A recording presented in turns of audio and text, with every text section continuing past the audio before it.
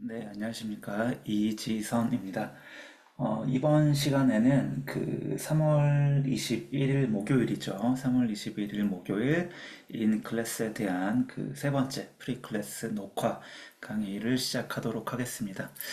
오늘 시간에는 그 지난 시간에 우리 위험과 기대 수익률까지 공부를 했었고 이제 본격적으로 이제 포트폴리오의 어떤 기대 수익률과 위험 그리고 이제 뭐 자산 가격 결정 모형이라든지 쭉 이론을 이제 전개해 나갈 텐데, 그 전에 제가 지난주 수업을 하고 뭐 이메일을 통해서 몇 분들로부터 이제 피드백을 좀 받았어요. 일단 저에게 그런 개인적인 피드백을 주신 것에 대해서 감사하게 생각하고, 일단 좀 종합해 보면 제가 받은 피드백은 이제 대부분은 여러분들의 어떤 수업과 관련한 우려였었는데요.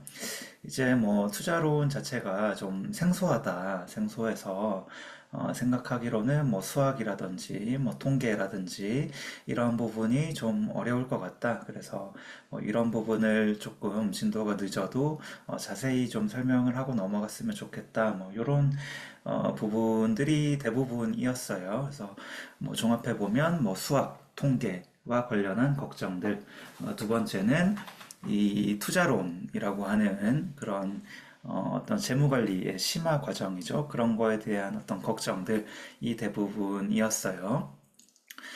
이게 이 수업 자체가 몇 년 전에는 그 수업 이름이 이제 투자론이었고요. 이제 최근에 그 투자론과 저희 투자 이론과 실제라고 이제 이름이 바뀐 지 얼마 안 된 것 같은데, 저도 이 제가 강의를 좀 준비를 하면서 이런 부분을 어떻게 여러분들이랑 좀 더 재밌게 수업을 좀 전달을 할 수 있을까? 저도 제 나름대로 이제 고민을 해본 부분들이 있었거든요. 그런 부분들을 좀 공유해 보면, 저도 처음에 고민했던 게이 투자 이론과 실제라고 하는 이제 이름에서도 이제 실제라고 하는 부분이 붙었죠.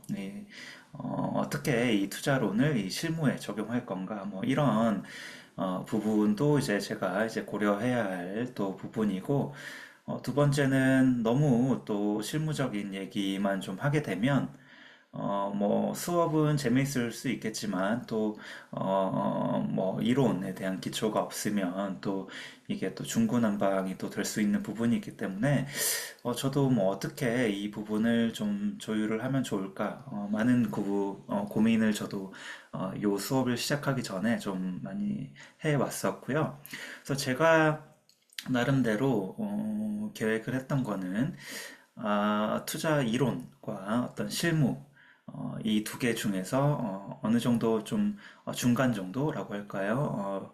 밸런스, 접점을 좀 찾아보자라는 관점에서 일단 조별 과제로는 좀 더 실무적으로 여러분들에게 지금 우리 주식 모의 투자하는 것처럼 실무적인 조별 과제를 내주자라고 생각을 했고, 그리고 여러분들이 하는 발표라든지 뭐 지금은 저희는 과제물은 없지만 어쨌든 주식 모의 투자를 하는 여러분들 발표하는 입장에서는 제가 그런 부분들을 평가할 때 이론과 얼마나 적용을 했느냐, 제가 이 부분은 뭐 첫 번째 강의 개요 시간에도 말씀드렸는데 발표하실 때 그 의사결정을 이론을 얼마나 잘 적용하였느냐, 뭐 이런 부분을 제가 뭐 이론에 의해서 맞다 틀리다 이렇게 평가하지는 말고 프리 팅킹이라고 할까요? 그냥 자유롭게 여러분들의 자유로운 그런 의사 결정을 제가 듣고 거기에 이제 제가 뭐 맞다 틀리다가 아니라 그런 부분을 고려할 때는 뭐 이런 측면이 있으니까 뭐 이론적인 측면이 될 수도 있겠고 또 다른 뭐 실무적인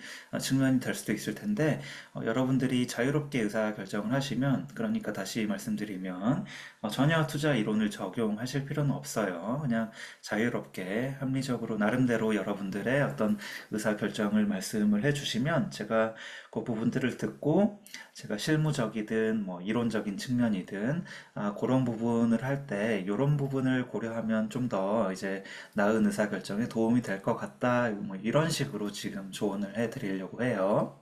그래서 그런 식으로 하면 뭐 이론과 뭐 실무 에 어떤 접점을 좀 찾을 수 있을 거라고 생각하고 두 번째 부분은 이제 제 강의에 관련한 부분인데 저도 이 강의를 준비하면서 너무 이제 수학적으로나 뭐 이론적으로 그렇죠. 우리 아마 교재를 보면 어떤 모형을 도출할 때 그 쭉 이론적인 배경, 그리고 수학적으로 이런 모형이 어떻게 도출되어 왔는지, 뭐, 데리베이션이라고 할까요? 그 공식을 쭉 유도하는 과정, 뭐, 이런 것들은 제가 다루지 않고 있어요. PPT도 보시면 알겠지만, 제가 간략히 그런 부분은 좀 너무 이론적인 건 좀 빼고, 그래도 우리가 이론적인 부분을 얘기를 안 할 수가 없으니까 그 이론이 하고자 하는 어떤 핵심적인 내용, 그러니까 개념,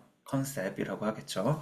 그 부분들 위주로 설명을 드리고, 제 공식 같은 경우도 이제 쭉 도출 과정이라든지 이런 것보다는 그냥 어떤 그 여러분들이 이해하기 쉽게, 최대한 이해하기 쉽게 어떤 꼭 필요한 핵심적인 부분만 좀 말씀 드리려고 해요. 그리고 너무 걱정하실 필요가 없는 게 저희 포트폴리오 이론 지나고는 뭐 주식 가치 평가 모형이 나올 텐데 사실은 우리 투자론에서는 채권이라든지 파생 상품 같은 것도 좀 다뤄야 하거든요. 근데 그 부분은 제가 최대한 이 주식 관점에서 이 채권이라든지 뭐 파생 상품은 뭐 다루진 않았지만 재무관리 시간에서도 채권이라든지 이런 것들은 수학이 좀 많이 필요하긴 한데 이런 부분들은 제가 최대한 빼고 이 주식 투자 관점에서 좀 실무적인 관점에서 제가 강의를 준비하고 있으니까 너무 뭐 이론에 대해서 부담 가지실 필요는 없을 것 같아요. 자, 그리고 이제 오늘은 그 포트폴리오 기대 수익률과 위험을 공부하기 전에 또 이제 나름대로 여러분들의 이해를 하기 쉽게 이해를 도우기 위해서 포트폴리오 위험과 기대 수익률을 좀 잘 이해하기 위해서 이 통계 평균, 분산, 그리고 뭐 공분산, 뭐, 요런 개념들을 제가 쭉 한번 간략히 설명드리고 좀 넘어가려고 해요.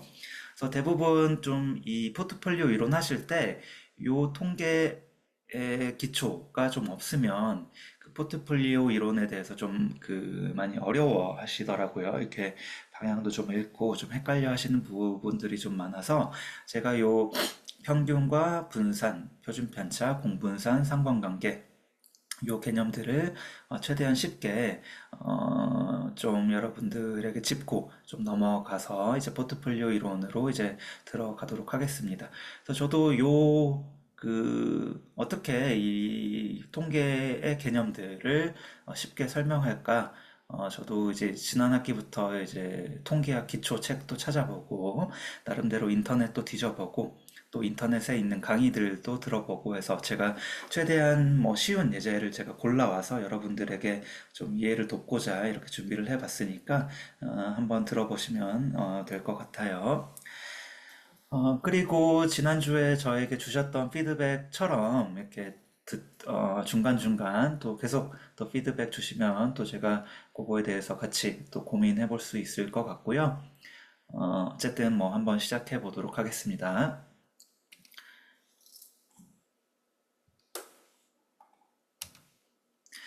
일단 우리 평균을 한번 이제 구해 볼 텐데요.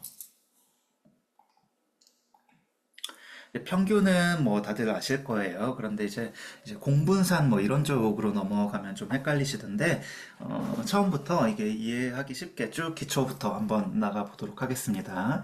이제 예제를 제가 이제 가져와 봤어요. 이제 예를 들어서 이제 4명 학생 키의 이제 평균을 구해보자 라는 예제고 이제 A라는 학생은 뭐 175cm, B 뭐 165, C 180, D 학생은 뭐 160cm 뭐 요런 학생들의 키가 있다라고 할 때 이 4명 학생의 키의 평균은 키를 다 더한 다음에 4, 4명이니까 4로 나눠주면 키의 평균은 170cm다. 이렇게 이제 구하는 게 이제 평균이 될 거예요. 그래서 여러분들은 이 평균에 관해서는 이제 잘 알고 계실 텐데, 이제 뒤에 뭐 표준 편차, 공분산 가면 이제 헷갈리는 부분들이 있어서 이제 평균, 로부터 이 표준 편차와 이제 공분 사안이 어떻게 도출되는지 이런 것들을 좀 알고 계실 필요가 있어요. 자, 어쨌든 이 키의 평균은 제가 설명을 드리지 않더라도 여러분들이 이제 평균을 구하는 방법, 그리고 이 평균에 대한 어떤 개념의 이해는 뭐 잘 하고 계실 텐데, 자, 보시면 우리 키의 평균은 이 각각 학생의 키를 이제 더해준 다음에 4명 사람 수로 이렇게 나눠줬죠. 개수가 되겠죠. 개수로 나눠줬는데, 이 4로 나눈 것을 이제 다시 계산을 해보면, 이렇게 또 다시 표현을 할 수가 있어요. 이제 4분의 1 곱하기 이제 175cm 더하기 뭐 중간은 좀 생략을 하도록 하고, 여기 보면 4분의 1 곱하기 165 더하기 4분의 1 곱하기 180cm 더하기 4분의 1 곱하기 160cm 이렇게 구한 평균과 지금 나누기 4 한 값과 지금 똑같은 값을 보이고 있죠. 그래서 우리가 이 평균을 계산한다라고 하는 거는 이 각각 어떤 변수의 값에 4분의 1씩, 뭐 n분의 1이라고 표현을 할 수도 있겠어요. n분의 1씩 동일한 가중치로 평균을 낸다. 라는 말과 이제 똑같습니다. 그래서 우리가 이런 단순 평균 방식을 이제 단순 평균이다 이렇게 표현을 하기도 하고, 이 단순 평균이라는 말은 다시 말씀드리면 이 각각 변수 키, 그러니까 175cm, 165cm 이 각각의 키에 대해서 동일한 가중치로 이제 평균을 냈다라는 말과 이제 동일합니다. 그래서 여러분이 이제 단순 평균을 내는 방식은 잘 알고 계실 텐데 뒤에 뭐 투자 비중이라든지 확률이라든지 뭐 이런 가중치가 들리면 좀 헷갈리니까 이 단순 평균은 이 가중치를 이제 동일한 가중치로 이제 고려를 해준 게 단순 평균이다라고 생각을 하시면 될 것 같아요. 자, 그러면 이 가중치를 동일한 가중, 4분의 1이 아니라 이제 다른 가중치를 좀 적용을 할 수도 있겠죠. 예를 들면 확률이라든지 뭐 투자 비중이라든지 이렇게 확률이라든지 투자 비중이 달라져서 각각의 어떤 값의 가중치가 달라질 경우는 이 가중치가 다를 경우는 우리가 동일 가중, 단순 평균이 아니라 이 가중 평균 이라고 합니다. 뭐 확률 가중 평균 뭐 이런 식으로 이 가중 평균치가 있다 이렇게 생각을 하시면 될 것 같아요. 그래서 평균을 구하는 방식에는 첫 번째 이 단순 평균 방식, 단순 평균은 이제 가중치가 동일한 방식을 일컫는 거고, 두 번째는 이 가중 평균의 방식이 있다. 그리고 이 가중치의 합은 이제 당연히 1이 되겠죠. 평균을 구하는 방식은 이제 단순 평균과 가중 평균이 있는데 우리는 앞으로 이제 이 가중 평균을 이제 위주로 이제 생각을 해볼 겁니다. 왜? 투자 비중을 다뤄야 하기 때문에 그렇죠. 확률도 다뤄야 되고. 그래서 가중 평균, 뭐 확률 평균 하면 어렵게 느끼실 수 있는데 그냥 단순 평균은 가중치가 동일한데 확률이나 투자 비중을 이용해서 이 가중치를 다르게 적용하는 거다라고 이제 쉽게 생각하시면 될 것 같습니다. 자, 그러면 이번에는 이 4명 학생 키 평균이었죠. 평균이 얼마였죠? 평균 170cm의 편차를 구해보자 라는 거예요. 이제 각 학생의 키가 평균으로부터 편차, 다른 말로는 이제 뭐 오차라고도 표현을 하는데 이 각 학생, A 학생의 키의 편차는 얼마냐라고 한다면 A 학생 키와 이 평균 170의 차이가 이제 5cm가 이제 편차, 오차가 될 거예요. 그래서 이런 식으로 각각의 편차를 계산을 해보면 B학생은 마이너스 5가 이제 편차가 될 거고, 그렇죠. B학생의 키는 165인데 평균 170보다 이제 5cm가 작게 되니까 이 학생의 키의 편차는 마이너스 5cm다. 이렇게 계산을 하시면 되고, 이제 C학생은 10, D학생은 이제 마이너스 10, 뭐 이런 식으로 각각 학생의 이제 편차를 구해봤습니다. 자, 그러면 이번에는 이제 편차의 평균을 구해 볼 텐데요. 자, 편차의 평균을 또 구하려면 이 편차의 합, 아까 구했던 플러스 5cm, 마이너스 5cm, 플러스 10cm, 마이너스 10cm를 각각 더해서 이제 나누기 4 해준 게 이제 단순 평균 방식으로 이제 편차의 평균을 구한 거겠죠. 이 말인 즉슨 4분의 1 곱하기 플러스 5 더하기 4분의 1 곱하기 마이너스 5cm 더하기 4분의 1 곱하기 10cm 더하기 4분의 1 곱하기 마이너스 10cm 이렇게 가중치가 동일하게 이제 동일 가중으로 이제 계산한 평균이 이제 단순 평균이겠죠. 그래서 이렇게 평균을 구해보면 편차의 평균은 이제 0이다. 뭐 이렇게 나왔어요. 자, 우리가 편차는 있는데 이 편차의 평균을 계산을 해보니까 이제 0이 나왔다라는 의미는 좀 이게 와닿지 않죠. 그래서 편차의 평균을 구하기 위해서 이 편차의 합을 단순히 구해서 단순히 평균을 구하게 되면 이 플러스 편차, 이 플러스 5 같은 게 되겠죠. 플러스 5 플러스 10. 이 플러스 편차와 이 마이너스 편차, 마이너스 5, 마이너스 10. 이게 서로 이제 상쇄가 돼서 이제 편차가 작아지는 이 오류가 나타난다. 그래서 우리가 이제 편차의 평균을 계산을 할 때는 단순히 이 편차들을 합해서 단순히 평균을 구해주는 게 아니라 이 플러스 편차와 마이너스 편차를 이 상쇄되는 효과를 제거하기 위해서 이 편차의 제곱의 합을 이용해서 이제 평균을 계산하여 보자라는 의미예요. 이 마이너스 편차가 상쇄되기 위해서 이제 각각 편차의 제곱을 구해주면 플러스 편차의 제곱, 마이너스 편차도 이제 제곱을 구해서 다 더해주게 되면 이제 절대값으로 다 플러스 값으로 바뀔 테니까 이 상쇄 효과를 한번 없애서 평균을 구해보자. 라고 하는 게 이제 분산이라는 개념입니다.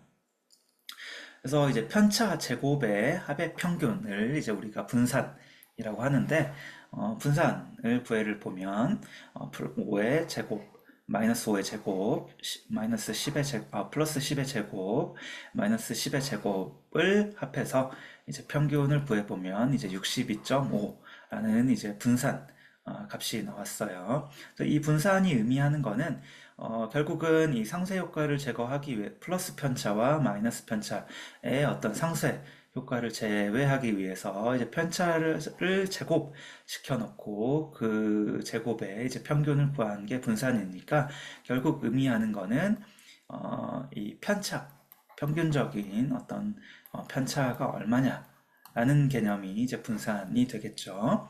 그래서 분산 값이 클수록 이 편차가 이제 크다는 것을 의미합니다. 그렇겠죠. 이 각각 학생의 키에 편차가 5cm가 아니라 편차가 클수록 마이너스 값도 마찬가지로 어쨌든 제곱을 하면 이 숫자 자체는 커지니까 이 편차가 이 분산 값이 커질수록 이 편차가 이제 크다는 것을 의미한다. 그래서 분산은 이제 편차의 어떤 정도를 얘기를 하는데, 어떤 편차는 62.5, 어떤 편차는 예를 들면 뭐 625라는 어떤 분산이 있다라고 볼게요. 이 분산 값이 크면 클수록 어떤 편차가 훨씬 크구나. 이렇게 우리가 정도를 이제 예상을 할 수는 있겠죠. 자, 그런데 이 62.5라는 이 숫자 자체는 편차의 정도는 이제 알려는 주지만 편차가 크다, 낮다 정도의 어떤 개념을 우리에게 주긴 하지만 정확히 얼마나 그래서 편차가 크다는 거냐 뭐 요거는 이제 알려주지를 못해요. 그래서 우리가 이 표준 편차라는 개념이 이제 도입되게 되는데, 즉 표준 편차라고 하는 거는 이 편차를 제곱해서 이제 분산을 구해봤으니 다시 이제 제곱을 벗겨보자라는 의미예요. 분산은 이제 제곱을 이용해서 이제 구한 거니까 이제 표준 편차는 이제 제곱을 다시 한번 없애보자라는 게 이제 표준 편차입니다. 그래서 우리가 분산을 이 그리스 기호로는 시그마 제곱을 이제 시그마 제곱이 이제 분산 혹은 베리언스라고 해서 이렇게 표현을 하고요. 이 시그마 제곱이 이제 분산 값을 의미해요. 그래서 분산은 이제 제곱의 형태를 띠고 있기 때문에 이제 시그마 제곱으로 우리가 표현을 하고요. 표준 편차는 이 제곱, 이 분산 시그마 제곱의 제곱을 되돌려주기 위해서 이제 제곱근을 이제 구하는 거겠죠. 이제 루트의 시그마 제곱을 하면 결국 어떻게 되죠? 이 제곱이 벗겨져서 시그마만 남겠죠. 그래서 이 시그마를 우리가 이 표준 편차라고 표현을 하고 영어로는 뭐 스탠다드 데비에이션 위에도 나와 있지만 약어로 뭐 S, D 뭐 이렇게 이제 표시를 하게 됩니다. 그래서 분산은 시그마 제곱, 제곱의 형태를 띠고 있고 표준 편차는 제곱을 없애기 위해서 루트를 씌워보면 시그마가 이제 표준 편차다. 이렇게 이제 이해하시면 될 것 같아요.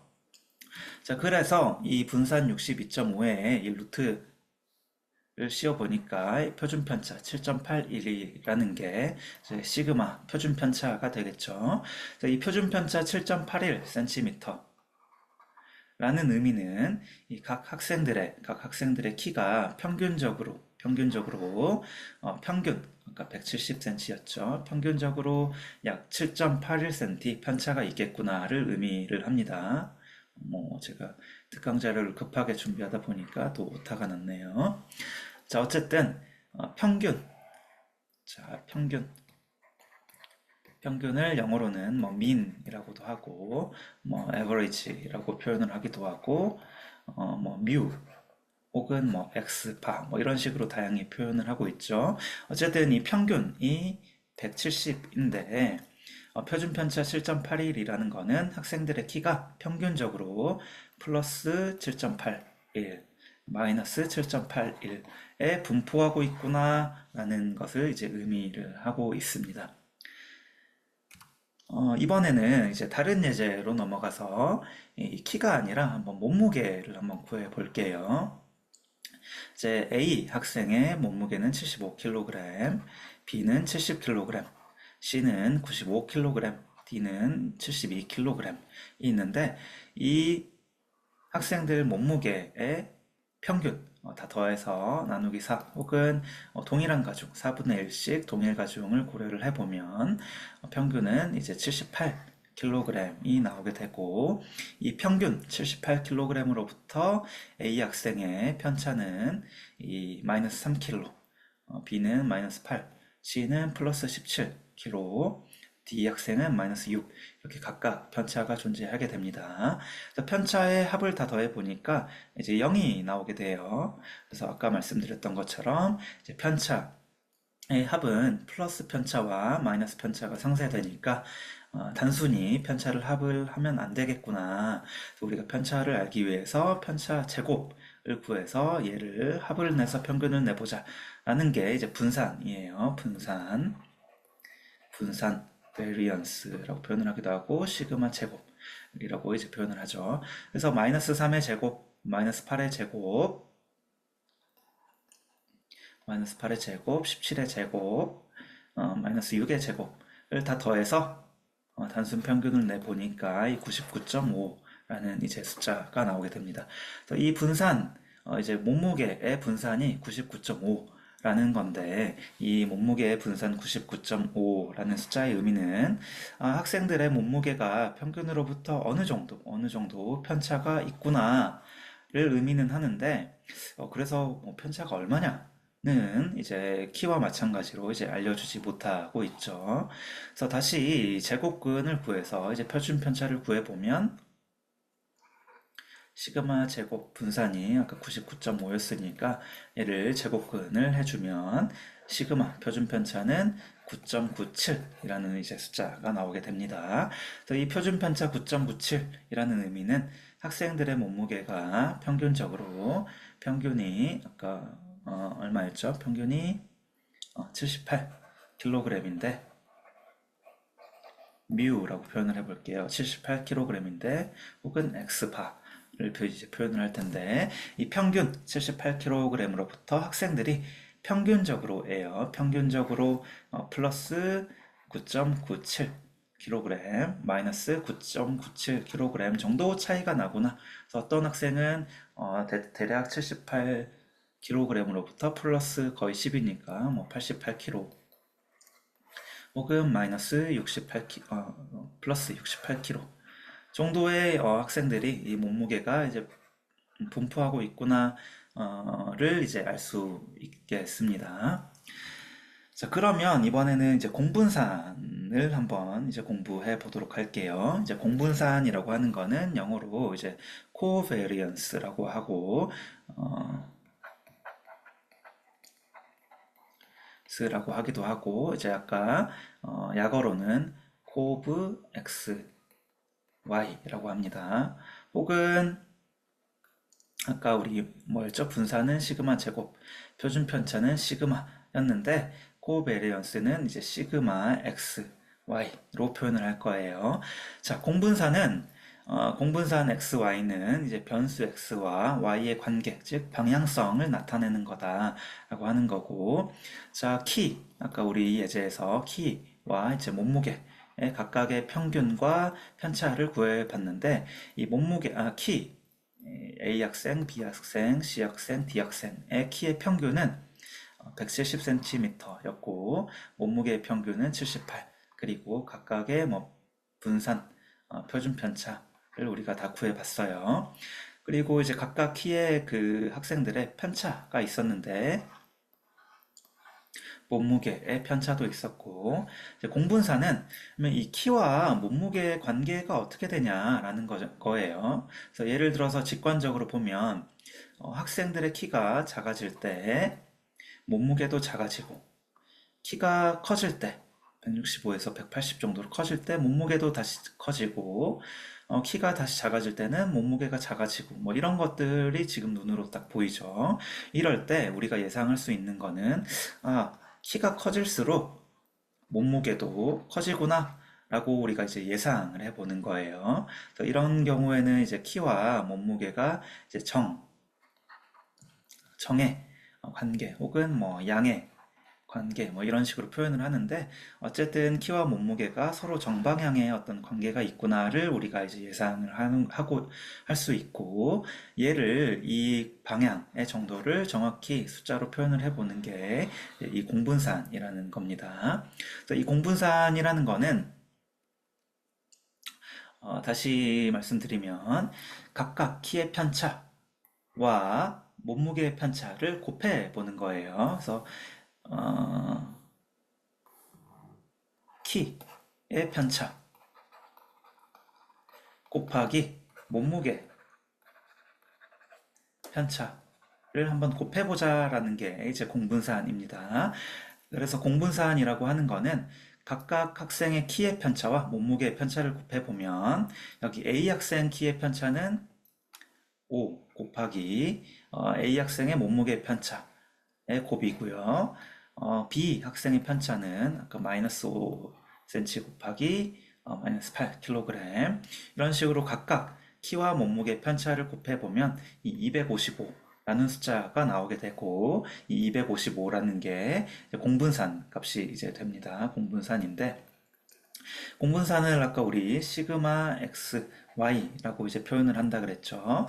그래서 시그마 x, y라고 하는 거는 x, y를 이제 곱해서 이렇게 곱해서 아까 우리 분산은 제곱의 형태를 띠고 있었기 때문에 시그마 제곱이라고 표현을 했었고 표준 편차는 루트를 씌웠기 때문에 시그마라고 표현을 했었는데 어쨌든 이거는 시그마라는 거는 표준 편차, 평균적인 어떤 편차였죠. 그래서 변수 간의 편차의 곱은 이제 공분산 x, y라고 할 수 있겠네요. 우리의 예제에서는 시그마, 키, 몸무게 뭐 이런 식으로 표현을 할 수 있겠습니다. 그래서 각각 변수의 편차를 곱해보자라고 하는 게 이제 공분산입니다. 그래서 이 공분산 255라는 숫자라는 거를 이제 평균을 구해보는 게 이제 63.75. 그래서 다시 말씀드릴게요. 이 편차의 곱을 아까 우리 표준 편차는 편차 제곱의 이 분산은 편차 제곱의 합의 평균을 나타내는 게 이제 제곱의 합이었죠. 분산이었죠. 근데 이게 제곱을 씌웠으니까 정확히 얼마나 편차가 있는지를 몰라서 다시 제곱근을 통해서 이 표준 편차라는 거를 이제 우리가 이제 계산을 해봤고 공분산도 마찬가지로 각 x와 y 변수의 편차를 곱해서 이 편차 곱의 평균 나누기 4 해보면 이 63.75라는 게 이제 공분산 이제 값이 되게 됩니다. 그래서 이 공분산 값이 63.75라는 거는 어떤 거를 의미하느냐를 한번 이제 살펴보도록 하겠습니다.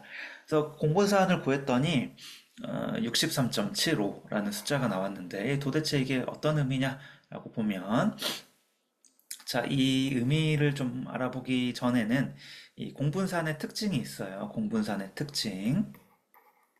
자, 공분산을 계산할 때 각각의 편차를 곱해서 그 평균을 낸 게 이제 공분산인데 이 두 변수의 편차의 곱을 할 때 플러스 편차와 플러스 편차를 곱하게 되면 플러스 값이 나오겠죠. 또 반대로 마이너스 편차와 마이너스 편차를 곱을 해보면 또 이제 플러스 값이 나오게 됩니다. 그렇겠죠.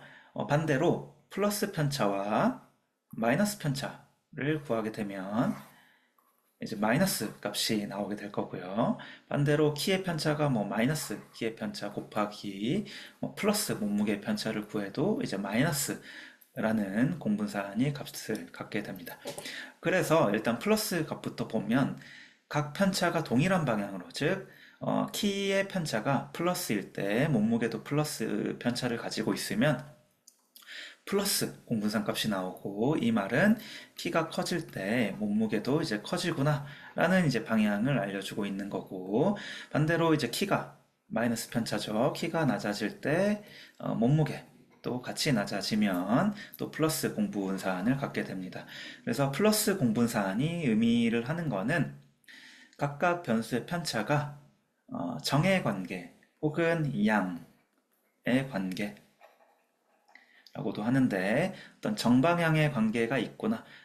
키가 증가하면 몸무게도 좀 높고 키도 낮으면 몸무게도 좀 낮은 이런 정방향의 어떤 관계가 있구나를 알려주는 게 이제 공분산 값의 어떤 부호가 의미하는 바예요. 그래서 공분산 63.75라는 의미는 값이 플러스 값이니까 학생들의 키와 몸무게가 정해관계가 있구나를 이제 예상을 할 수가 있는 거고 반대로 아까 이 플러스 편차와 마이너스 편차 혹은 마이너스 편차와 플러스 편차를 통해서 마이너스 공분산 값을 갖게 되면 역의 관계, 역의 관계 혹은 음의 관계 가 있구나를 나타냅니다. 그래서 이럴 때는 한 변수, 키가 커질 때 반대로 몸무게는 좀 낮아지고 반대로 키가 좀 낮아질 때는 몸무게가 좀 커지는 이런 역의 관계가 있구나를 나타내는 게 이제 공분산의 이제 부호가 갖는 의미다라는 거고요. 자, 그런데 우리 아까 분산도 분산 값이 뭐 커지면 커질수록 편차가 높구나를 알긴 했는데 그래서 얼마나 구체적으로 평균적으로 차이가 있느냐는 알려주지 못해서 우리가 편차, 표준 편차라는 걸 이제 계산을 해봤어요. 자, 이렇게 공분산도 마찬가지로 공분산 67.5는 관계의 방향성을 나타내고 해당 값이 커질수록 해당 관계가 이제 강하구나를 의미하지만 그렇겠죠. 아까 우리 공분산 구했을 때 각각 편차를 구해줬는데 이 편차가 각각 편차가 커질수록 공분산 값이 커질 거예요. 이 합도 커지고 평균이 당연히 커지겠죠. 그래서 이 공분산 값이 커지면 커질수록 이 편차의 합 정도가 커진다. 라는 의미는 키가 엄청 많이 커질 때 몸무게도 엄청 많이 커지고 반대로 키가 엄청 낮을 때 몸무게도 엄청 낮아지구나. 이 정의 관계가 강하구나라는 의미를 알 수가 있어요. 자, 반대로 키의 편차는 뭐 엄청 큰데 몸무게는 반대긴 하지만 좀 다시 자, 키의 편차는 엄청 커지는데 몸무게는 그냥 조금 증가를 한다면 이 두 개를 곱하면 상대적으로 좀 작은 값이 나올 거예요. 그래서 이럴 때는 공분산 값이 낮다라는 의미는 상대적으로 자, 다시 한 가지 예를 들어볼게요. A라는 경우는 키가 이만큼 커질 때 몸무게도 이만큼 커질 텐데 이 두 개를 곱해보면 공분산 값이 이만큼 좀 높은 관계가 나타나 있고 두 번째는 키는 엄청 편차는 큰데 몸무게 편차는 증가는 하지만 조금 증가할 때는 이 공분산의 어떤 값도 좀 작을 겁니다. 그렇죠. 공분산. 자, 이럴 때는 둘 다 키와 몸무게 간에 플러스 관계가 있구나를 나타내지만 공분산 값이 크면 클수록 해당 이 플러스 관계가 강하구나 혹은 반대로 이 플러스 관계가 좀 약하구나를 이제 의미를 합니다. 자, 그런데 이 정확히 또 얼마나 관계가 있는지는 알기 어렵죠. 숫자 자체만으로. 그래서 이 63.75라는 숫자는 숫자 값이 뭐 크기는 한 것 같은데 그래서 도대체 뭐 얼마나 큰 거냐? 뭐 요거는 또 알지 못한다라는 거죠. 그래서 우리가 이제 이 분산 표준 편차의 관계처럼 이 공분산을 이 상관계수라고 하는 걸로 좀 바꿔서 이제 알기 쉬운 숫자로 좀 바꿔보자라는 거예요. 자, 그래서 이제 상관계수라고 하는 거는 이 공분산 값을 각각의 표준 편차 의 곱으로 이제 나눠준 것을 의미를 합니다. 그래서 우리 예제를 통해 보면 공분상값 63.75를 각각의 키의 표준 편차 곱하기 몸무게의 표준 편차를 구하는 게 이제 상관관계라고 표현을 하고 상관관계를 영어로는 correlation 여기 correlation이라고 해서 약자로는 뭐 CORR 이런 식으로 표현을 하기도 하고요. 그리스 문자로는 row 이렇게 표현을 합니다. row 라고 표현을 하고 읽을 때는 row라고 이제 읽는데 이 row xy라고 하는 거는 xy와 xy에 대한 이제 상관계수라는 거고 이 상관계수 자체는 공분산 값을 각각의 표준 편차의 곱으로 나눠주게 되면 이 상관계수는 이 마이너스 1과 플러스 사이의 값을 가지게 돼요. 이렇게 공분산을 키와 몸무게로 나눠주면 상관관계가 뭐 마이너스 1.5 라는 숫자는 나오지 않아요. 무조건 상관관계는 플러스 1보다 작거나 같고 마이너스 1보다 크거나 같은 이 둘 사이 값이 이제 존재하게 된다라는 거고요. 이 상관관계가 플러스 1 혹은 마이너스 1의 숫자에 가까운 값일수록 두 변수의 관계 정도가 강하다라는 의미죠. 즉 플러스 1이라고 하는 거는 키가 1만큼 늘어날 때 몸무게도 이제 1만큼 늘어난다라는 의미고 마이너스 1이라는 거는 이제 키와 몸무게가 이제 반대의 어떤 역의 관계를 가지고 있는데 키가 1만큼 증가하면 몸무게가 마이너스 1만큼 하락하거나 뭐 이런 어떤 방향의 어떤 정도가 강하냐 약하냐를 이제 정확히 이제 숫자로 표현을 하는 거죠. 그래서 우리 예제에서는 상관계수를 곱해보면 이제 0.81이라는 숫자가 나오게 되는데 이 0.81이라는 숫자가 갖는 의미는 이 플러스 0.81이니까 키와 몸무게 간의 어떤 양의 관계가 있구나, 상관관계가 있구나를 우리가 알 수 있는 거고, 또 이 상관관계 숫자 0.81이 이 플러스 1 사이에 값을 가지니까 상대적으로 이 플러스 관계, 이 정의 관계가 강하구나를 우리가 이제 알 수 있을 거예요. 또 반대로 어떤 상관계수 x, y를 구해봤더니 뭐 0.2다. 라고 하면 플러스 0.2라는 의미는 양의 관계가 있는데 조금 관계가 좀 약하구나를 좀 알 수 있는 거예요. 그래서 이제 여기까지 이 상관계수를 이제 알아봤고 이 마지막으로는 이제 우리가 다음 시간에 그 포트폴리오의 이제 기대 수익률 그리고 표준 편차 그리고 포트폴리오의 어떤 상관계수 뭐 이런 것들을 구해 볼 텐데 예제를 한번 들어볼게요. 이제 주가를 해볼게요. 주가 스탁 프라이스라고 해서 각각 1월 데이트 일자가 나와 있죠. 1월 1일에 A 주식의 주가 500원이 있고 B 주식의 가격이 이제 1,000원입니다. 가격 대신에 수익률로 써도 돼요. 수익률 뭐 A 주식의 수익률 뭐 삼성전자 주가 수익률이 1월 1일에 뭐 플러스 1%였다. 다음 날은 뭐 마이너스 1%였다. 이런 식으로 수익률을 대입을 해도 되고 가격을 이렇게 대입을 해도 됩니다. 그래서 일단은 A 주식부터 한번 보겠습니다. A 주식은 1월 1일에 500원이었고 1월 2일에 1000원, 1월 3일에 이제 1800원, 1월 4일에 900원, 1월 5일에 이제 1200원 이라는 이제 값을 나타내고 있는데 이 주가들의 평균을 나눠 보니까 평균을 계산해 보니까 A 주가의 평균 주식의 가격은 1080원이다. 이렇게 이제 평균을 우리가 이제 구할 수 있고 각각 일자별로 또 우리 편차를 구해볼 수 있겠죠. 1월 1일에 A 주식의 편차는 이 1080원으로부터 마이너스 580편차, 마이너스 80편차 각각의 우리가 편차를 이제 구할 수 있을 거고 이 편차를 각각 이제 제곱을 해서 다 더해서 나누기 5로 이제 평균을 내보면 이제 118만 1600이라는 이제 분산 값을 구할 수 있고 얘를 다시 루트 제곱근을 구해보면 표준 편차 426원을 이제 구할 수 있습니다. 이 의미는 A 주식의 평균 가격은 1080원인데 이 A 주식이 플러스 마이너스 426원 정도의 어떤 편차를 나타내구나를 지금 의미를 하고 있고 마찬가지로 B 주식의 주가의 평균을 내보면 780원 그래서 B 주식의 평균은 780원인데 똑같이 각각의 편차를 제곱을 해서 다 더해주고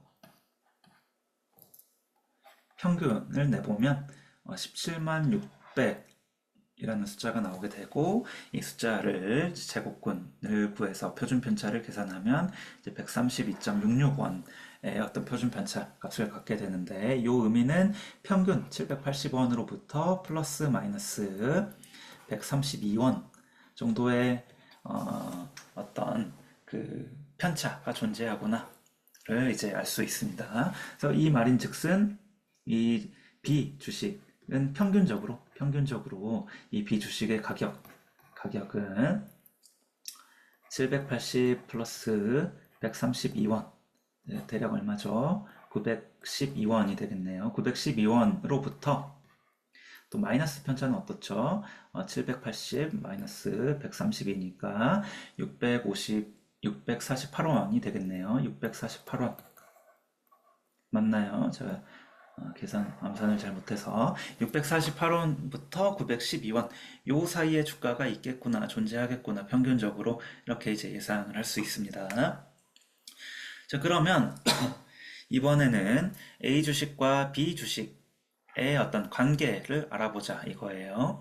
그래서 아까 우리 공분산을 구했던 것처럼 A 주식의 편차와 B 주식의 편차 각각의 편차를 구해보면 여기 마이너스 편차와 플러스 편차를 곱하면 이제 마이너스 값이 나오게 될 거고 마이너스 편차와 플러스 편차 또 마이너스 값이겠죠.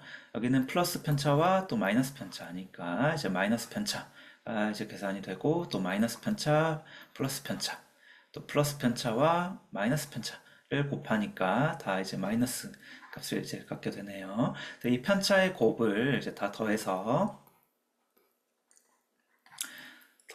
나누기 5에서 평균을 내보니까 이제 마이너스 54,400 이 공분산이 되게 되겠네요. 그래서 시그마 A B는 이제 마이너스 54,400인데 마이너스 관계가 있구나를 이제 이 공분산 값을 통해서 이제 알 수 있는 거고 이 의미는 A 주식이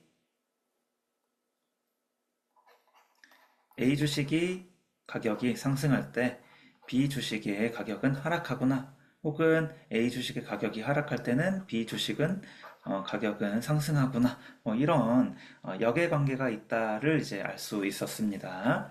그런데 이 54,400이라는 숫자의 정도가 이 마이너스 관계가 얼마나 강한지 약한지를 모르니까 이 관계를 정확히 알아보기 위해서 표준 편차를 구했어요. 어떻게 구했죠? 표준 편차는 공분산을 각각의 표준 편차, A의 표준 편차 여기 426.15 곱하기 B의 표준 편차 132.66 이 각각 표준 편차의 곱으로 이 공분산 값을 나눠주면 지금 장소가 없어서 다시 써볼게요. 공분산 값을 시그마 A, 시그마 B로 나눠주게 되면 얼마가 나왔죠? 마이너스 0.96이라는 숫자가 나오게 되나요? 그래서 지금 이 A 주식과 B 주식은 마이너스 관계가 있는데 거의 마이너스 1에 가까우니까 역의 관계가 거의 서로 거의 유사하게 정반대로 움직이구나를 이제 알 수가 있습니다. 더 쉽게 생각하면 이게 주식의 가격이 아니라 뭐 수익률이라고 생각을 해볼게요. 수익률 A 수익률과 B 수익률의 관계가 마이너스 0 거의 마이너스 1이다. 라는 의미는 상관관계가 마이너스 1이다 라고 하는 의미는 A 주식의 수익률이 뭐 플러스 10%면 B 주식은 거의 동일하게 마이너스 10%구나 를 이제 의미를 하게 되겠죠. 그래서 마이너스의 관계가 있구나. 두 번째는 마이너스의 관계가 엄청나게 이제 강하구나를 이제 알 수 있었습니다. 자, 여기까지 우리가 이제 이 포트폴리오 기대 수익률과 이제 뭐 위험 등등 뭐 자본 자산 가격 결정 모형에 들어가기 전에 이제 우리가 꼭 알고 있어야 할 통계적인 어떤 기본 개념들을 이제 다뤄봤고요. 그래서 여러분들이 이뭐 평균, 뭐 분산, 그리고 표준 편차 여기까지는 잘 알고 계시겠지만 뭐 나중에 공분산 이런 데 가면 또 헷갈리기도 하고 또 평균도 우리가 지금 뭐 동일 가중 단순 평균을 계산을 했었는데 실제로는 뭐 확률 평균 혹은 뭐 투자 비중을 이용해서 뭐 가중 평균을 이제 계산을 하게 되니까 그 가중 평균 확률을 어떻게 가중하지 뭐 이런 게 이렇게 헷갈리지 말고 그냥 단순 평균은 각각 뭐 4분의 1이면 4분의 1, 5분의 1이면 5분의 1 이렇게